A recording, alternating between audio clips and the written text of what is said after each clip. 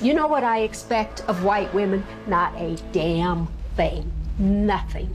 I expect nothing of you because you have never given me anything. I can't trust you. But how can we come together when you say something like, I will never trust a white woman? Why are your feelings so hurt? Both of you, though, has been about... It's like a hate against us. Like, I feel like it's like... It's been very aggressive. That really, like, hurts me that somebody would not... But why are your feelings more important than the reality of the violence of our lives? I know Syra, and when she says she doesn't trust white women, and I consider her a friend of mine, I also understand why she doesn't trust me. I don't take that personally. But to say you're your friend, but she doesn't trust you is also a hard thing for me to accept the same. Why on earth is it about you? You don't have to look at my color of my skin saying I'm white to not trust me. Why don't you look past that I'm white and say she's a good person? Because her entire life, we've never given her a reason to trust us. We're trying to tell you what it's like. We are trying to tell you, and the first thing that a lot of you at this table have done has been this. And I want you to sit with that. Recently saw a video of a black woman telling a group of white women that she will never trust them and will always be suspicious without even getting to know them just because they're white. You know what I expect of white women? Not a damn thing. Nothing. I expect nothing of you because you have never given me anything. I can't trust you. I want to explain why I am totally okay with that and why you should also be okay with it. As a white person, I have a weapon system that was built right into my skin from the day I was born that I can use against black or brown people whenever I want. And even though I have no intention of doing that, I could. And that's what matters. Let me explain it this way. Imagine that there are two people sitting across from each other at a table, but one of them has a weapon aimed at the other. And this person keeps reassuring the other person saying, trust me, I'm not going to pull the trigger. I know every single other person that's looked like me has pulled the trigger, but I won't. I think anyone choosing to get up and walk away from that table and not take the chance is completely reasonable. There are many white people who mean right and in heart want to do right, but there are so few. If 10,000 rattlesnakes was coming down that aisle now, and I had a door here I could shut, and in that 10,000, 1,000 meant right. 1,000 rattlesnakes didn't want to bite me. I knew they were good. Should I let all these rattlesnakes come down, hoping that 1,000 get together and form a Sheol? Or should I just close the door and stay safe? Nobody owes us anything. It doesn't matter how nice you are. It doesn't matter how much you try. It doesn't matter how much you learn. Consent doesn't just apply to the physical body. It applies to the mental body, the social body, the emotional body. You can do everything right, and people still get to say. Hi, I'm Kylie, and here are 3 things that don't bother me as a white person. Number 1, when a person of color says they don't trust white people, I absolutely understand the sentiment and am not offended if you don't immediately trust all white people. On account of white people colonizing the world and then setting up a system of slavery and not taking accountability for any of the racism, I think this is a totally valid statement. It doesn't bother me because I don't feel like I contribute to the system in this way. Number 2, when a person of color says they don't date white people. Again, I'm not offended by this because even if the white person that you're seeing is really cool, their parents or their family might be crazy. They might be uber racist or come from a really strange environment and family that, quite frankly, you don't want to be involved with. That doesn't make you feel safe, which makes sense. And number 3, when people of color don't follow white feminist accounts. I understand there's a lot of white feminists who don't talk about intersectionality at all, or queer white feminists who don't talk about intersectionality, which is bizarre because every single struggle is so intimately connected. If any of these things bother you, you are taking this way too personally, and I recommend that you do the work to deconstruct what's going on. Because not everything's about you, and there's a racist system in place that you are probably contributing to. Okay, bye! Hi, I'm Kylie, and here are 3 things that don't bother me as a white person. Number 1, when a person of color says they don't trust white people. Did you know that white women were 40% of the slave owners in the US? So when black women say they would choose a bear over a white woman, this is one of the many reasons why. And keep in mind, women couldn't own a bank account until the 70s. Women couldn't own their own business until after I was alive. Without having a whole lot of rights, women were still 40% of the slave owners. And if you need more examples, during my time at corporate America, all of my biggest haters and dissenters were all white women, okay? Not the white men, white women, because we were taught that there's only so many positions for women at the top, and we had to fight each other for them. Rather than there being competition between like everyone at the company, women felt like they had to fight between themselves to get those spots. The majority of my biggest bullies in life have been older white women. Okay, and a lot of times those have been in work environments where I have been actively pushed down by other women. So the next time you get your panties in a bunch when a black woman says that she trusts a white man over a white woman, just try to remember some of these examples. Well, isn't it funny and interesting when the hunter suddenly asks the hunted or the prey, why are you running? Because what feels like confusion on one side, to the other side, it's actually memory and, historical trauma. You see, there is a difference between not knowing history and choosing not to understand the consequences of that history. And right there, then there is a gap, the gap right there is actually now where the mistrust lives, the mistrust between black people towards white people. There is where it exists. And so it's a little bit surprising for a black person when a white person is confused that black people don't trust them. Yeah, they don't trust them because of the past, because of what has happened historically. Now, let's continue to listen, and I'll be back with some more good commentary. All right, white folk, if you've ever wondered what black people feel about you, many black Americans feel about white Americans and why, okay? Let's talk. Because I'm tired of all these fake conversations. People always want to ask, why do black people seem distant or cautious or skeptical towards white people? They usually, when you all ask that as white people, you're usually expecting some type of emotional answer. But the response is not emotional, y'all. It's historical. It's based on history. It's sociological. And it's a pattern. See, first thing, black people are not a monolith. We're not all the same. Some blacks are married to white spouses, right? Some of us have white best friends. Some of us work in white dominated spaces every day and thrive. But there is still something that exists underneath of that, y'all. And it's called collective memory.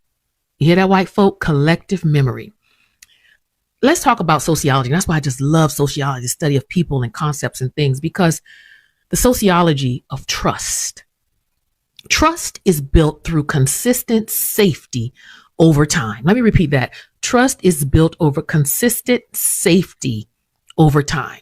So as a parent, your kid knows, oh, my mom is going to feed me every evening at 5 because you've consistently been feeding Jimmy at 5 for the past 3 years. So you have built up a trust. Your kid knows that based on history of my mother and what she's done for me in the past 3 years, she's consistent with what she's going to do today. Well, that's how it is with black people and our feelings towards white folk.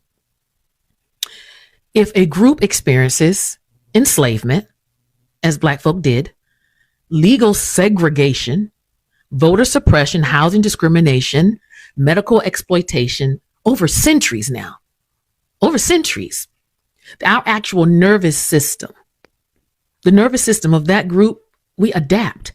So that's not opinion. That's called trauma science. Okay. Communities develop protective instincts. It's for the sake of survival, right? And America has a long documented record of racial hierarchy. See, this isn't ancient history. The Civil Rights Act passed in 1964. That's not even one lifetime ago. You understand? So let's talk about data, because some of you all are really stuck on data. Studies from Pew Research consistently show a significant racial trust gap in America. Black Americans report lower levels of trust in institutions, law enforcement, and government compared to white Americans. That distrust didn't appear out of nowhere. It follows experiences, and experiences follow policy. So let's talk about economics and pattern recognition. Let's talk about redlining.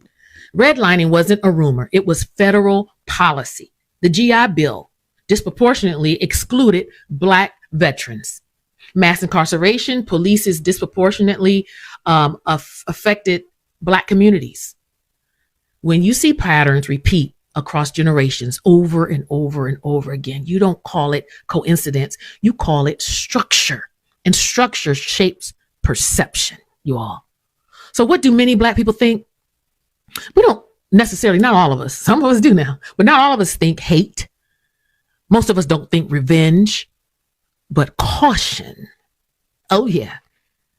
Many Black Americans operate what I call earned awareness. And what this is it's understanding that individual kindness does not erase systemic patterns.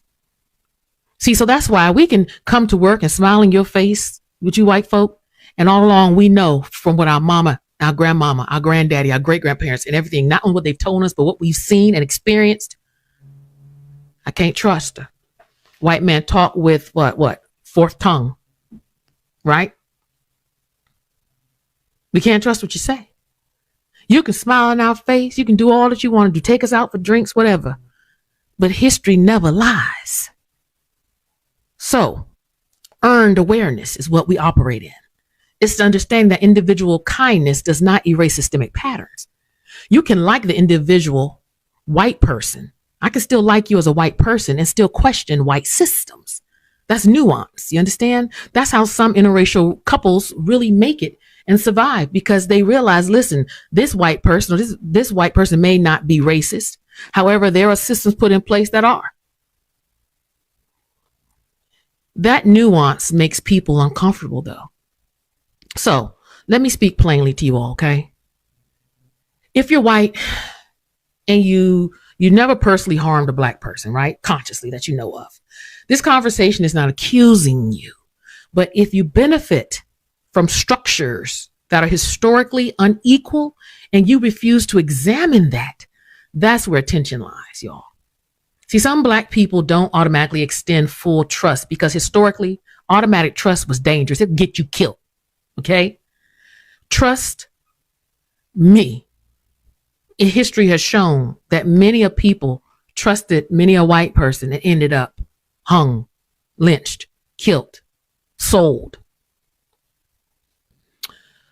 Here's the balance. Many Black Americans also believe in coalition, in solidarity, and real allyship. But allyship requires some things, you all. If you're an ally to the Black people, to us, you have to first listening without being defensive. That's first and foremost. If you can listen without get defensive, then you have a way to be an ally. Number two, your way to allyship is acknowledging historical harm. Can't act like it didn't happen, y'all. Number three, speaking up when racism shows up. You can't just be silent anymore if you want to be an ally. And number four, understanding that proximity to Blackness and Black culture is not the same as understanding the Black experience. I get sick and tired of some of you white women telling me, but I married a Black man and my children are Black. And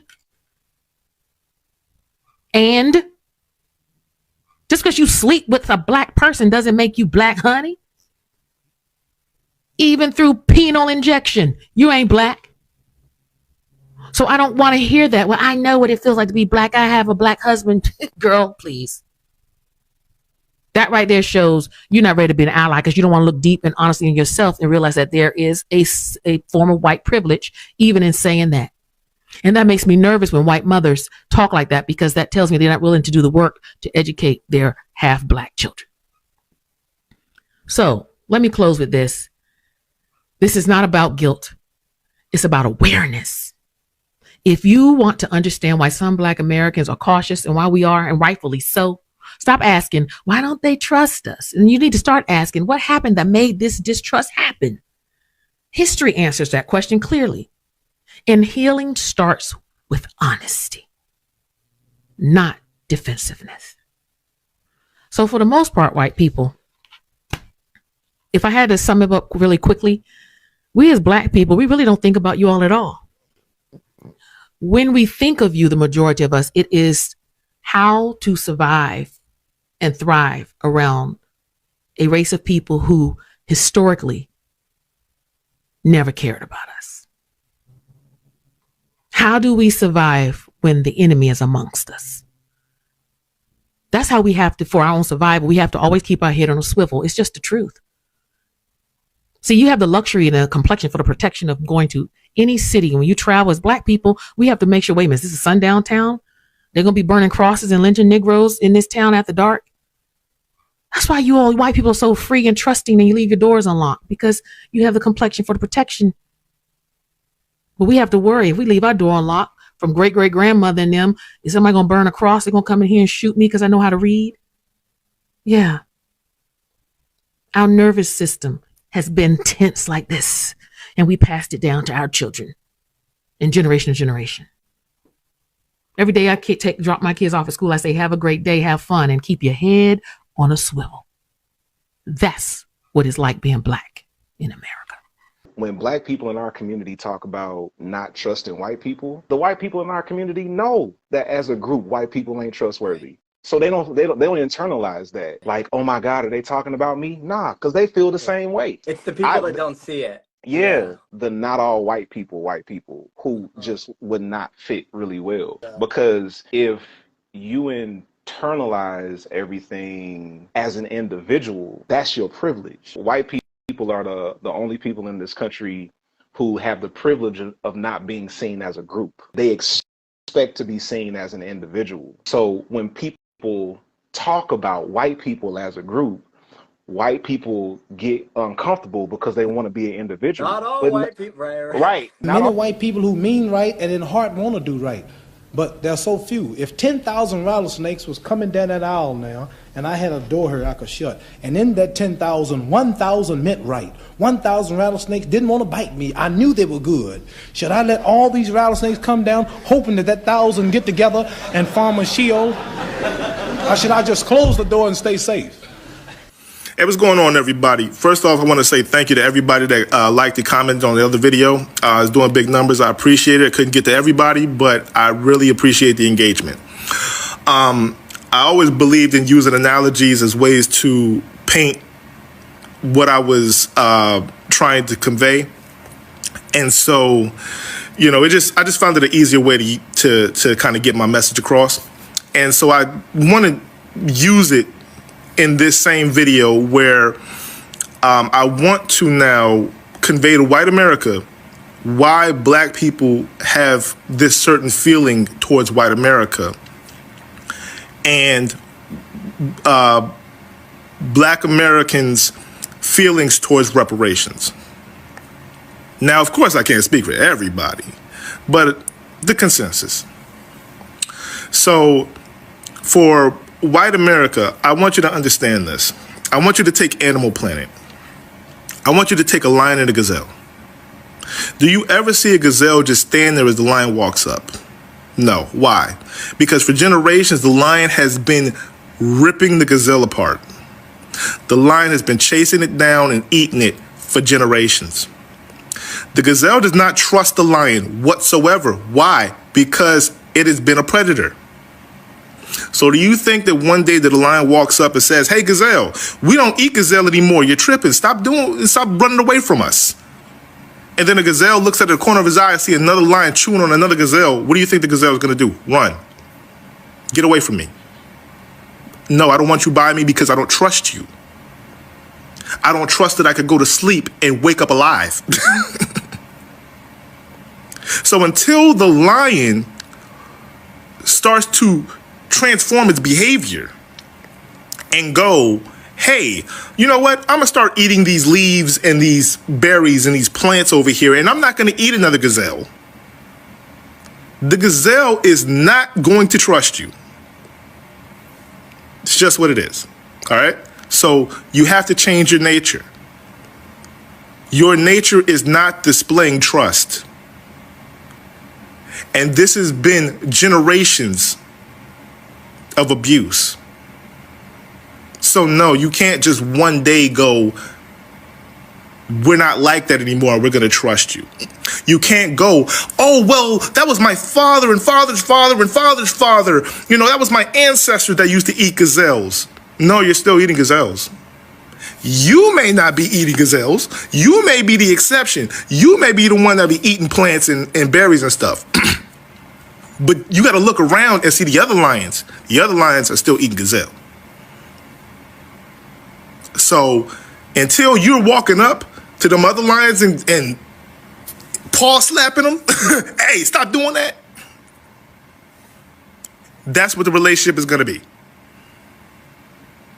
You can't ask the mouse to be friends with the cat. That's only going to work in Tom and Jerry.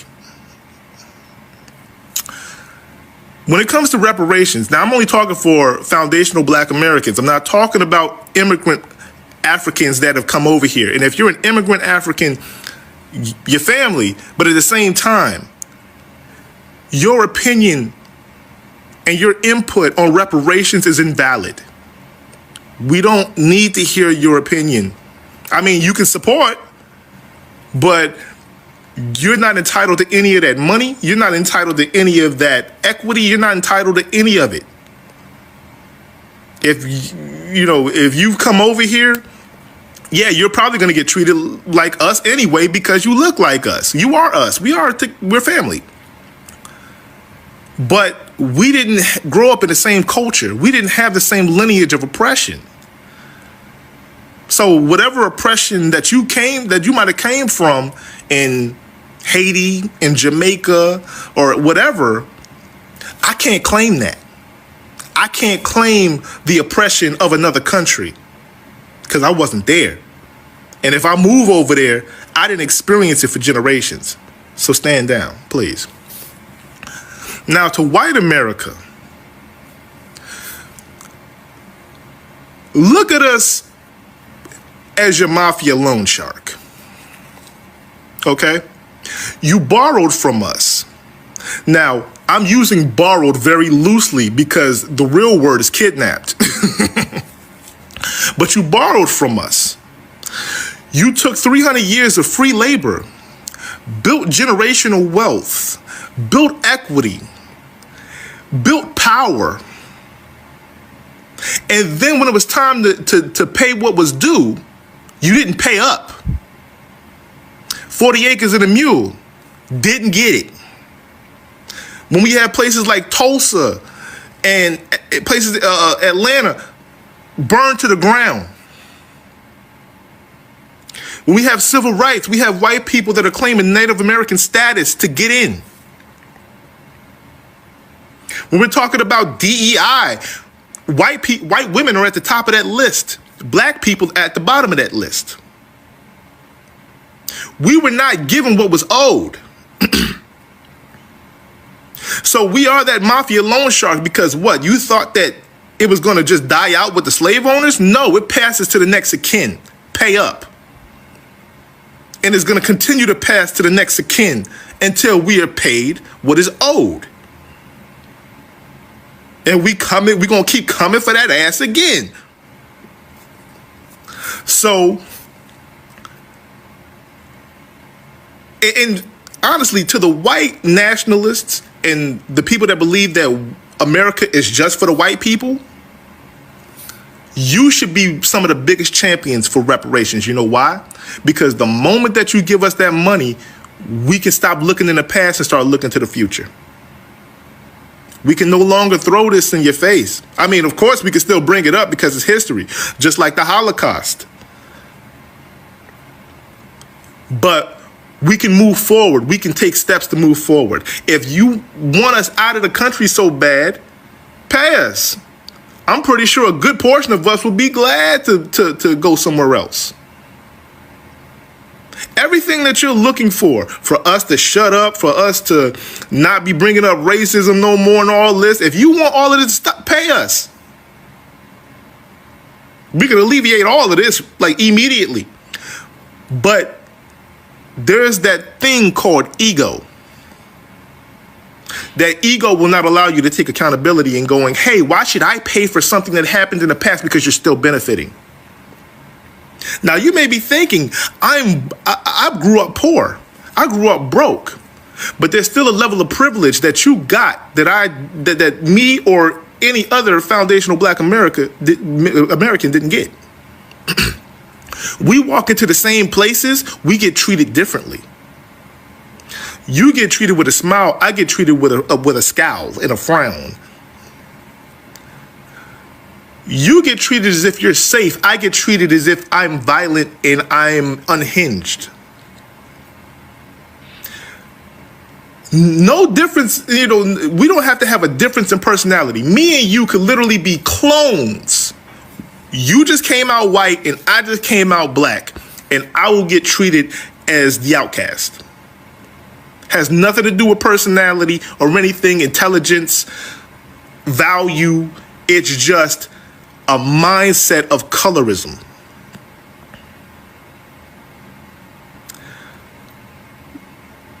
White people have established power in this country for you to continue to benefit from and us to be subjugated to negatively.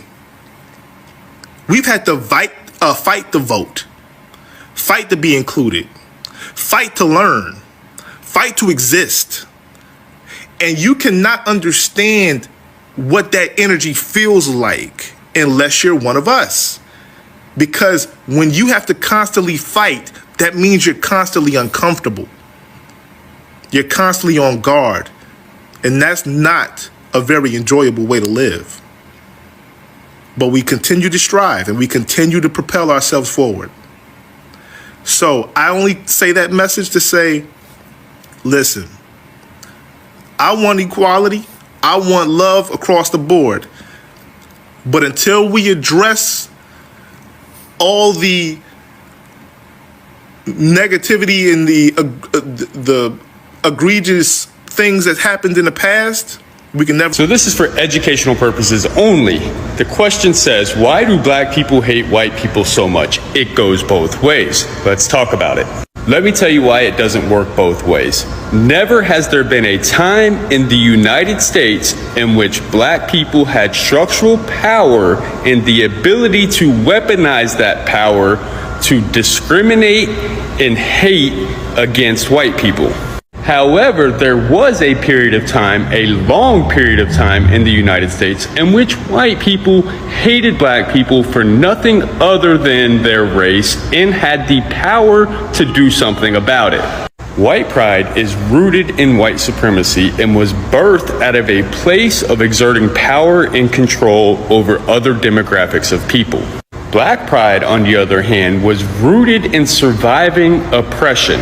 Black pride was the conscious collective effort of a community to stop the erasure of culture and history.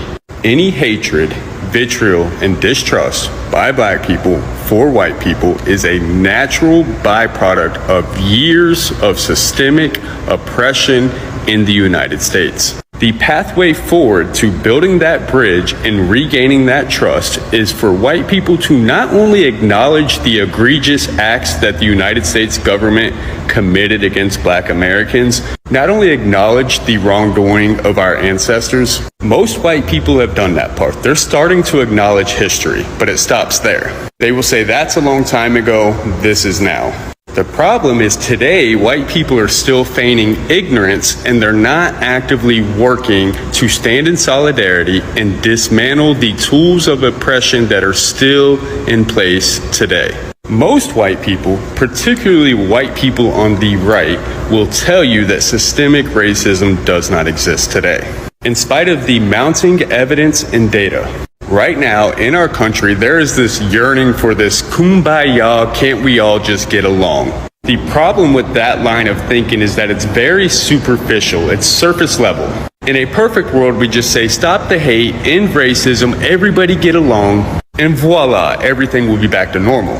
The reason why that never works is because there is something much larger and nefarious at play that profits off of our division.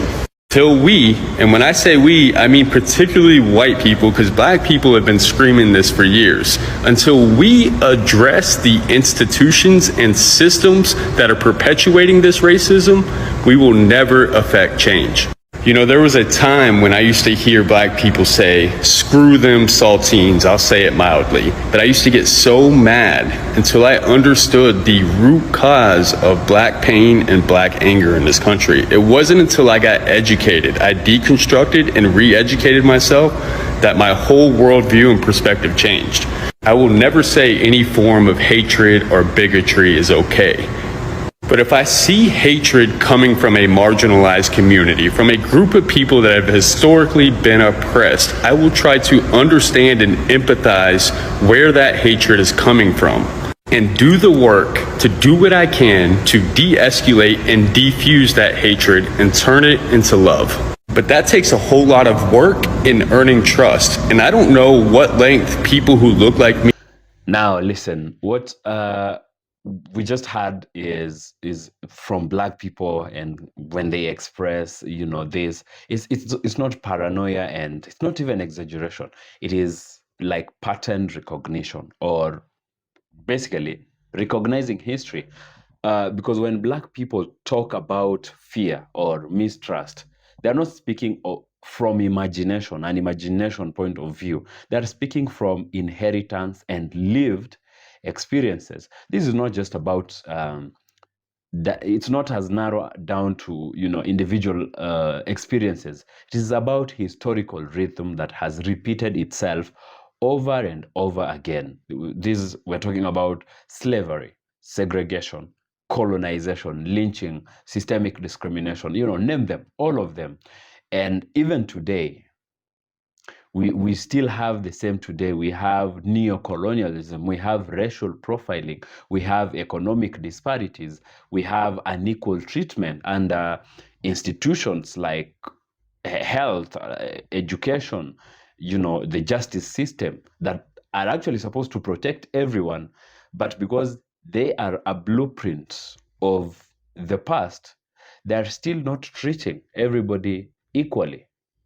So that is exactly where the mistrust stems from, or gets a conducive environment from which it survived. So when white people say that was the past, or get over it, what they're really missing is that the past did not just disappear. It actually evolved, and it left fingerprints and blueprints in the present today. There might not be as clear segregation as it was back in the 90s in America today, but still there is still the fingerprints of it today. And discrimination might not be very loud and open, but it's still there today. Trust me. And talking about trust, trust is not built on words.